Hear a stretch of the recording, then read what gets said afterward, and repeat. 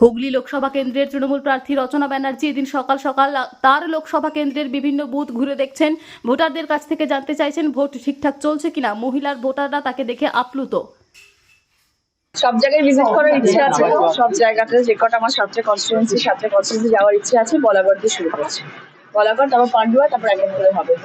আমি আজকের সকালবেলাটা ভীষণ সুন্দর একটা সকাল। আর দেখো, ঠাকুর এত সহায় যে এত মেঘলা দিন, কোনো রোদ নেই, কোনো মানুষের যাতে কষ্ট না হয়, এবং এটা খুব ভালো একটা দিন। আজকে সকালে হুঙ্কার দেওয়ার দিন নয়, আজকে সকালে সবার ভালো থাকার দিন, শুভেচ্ছা বার্তা পাঠানোর দিন। আজকের দিনে আমি সবার জন্য শুভেচ্ছা বার্তা পাঠাচ্ছি। সবাই ভালো থাকুক, সবাই মঙ্গল হোক, এবং সারা দিনটা সবার খুব ভালো কাটুক, এবং সব সুষ্ঠুভাবে হোক। কোনো হুঙ্কার দেওয়ার নেই, এবং কোনো জায়গায় কোনো খারাপ কাজ আশা করি হবে। সব শান্তিতে আছে, সবকিছু ভালো আছে। না, আমার কাছে তো এক নয়া পয়সাও দেখতে পাচ্ছি না আইবারের কাছে আছে বলে। কোনো টাকা পয়সা কোনো চিহ্ন মাত্র কোথাও দেখতে পাচ্ছি না। যা করছি সব খেটে করছি, 1.5 মাস ধরে এখানে থেকে করেছি, প্রচার করেছি এত পরিশ্রম করে খেটে। মানুষ যদি ভালোবাসেন, মানুষ যদি পাশে থাকেন, সব ঠিকঠাক। তৃণমূল এজেন্টদেরকে কি বার্তা দেবে আজকের দিনে?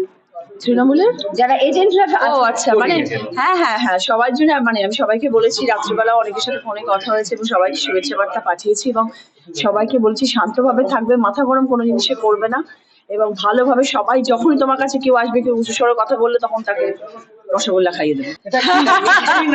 এটা মিষ্টি না, মিষ্টি রসগোল্লা সবাইকে খাইয়ে দেবে, আর তারাও জানে মিষ্টি বাণী বলে। দিদি, এতদিনের প্রচার, আজকে ভোট গ্রহণ, মানে একদম ভোটের দিন, কোনো স্পেশাল কিছু বার্তা? না দেখো, আমি মানে সত্যি কথা বলতে আমি ভীষণ টায়ার্ড।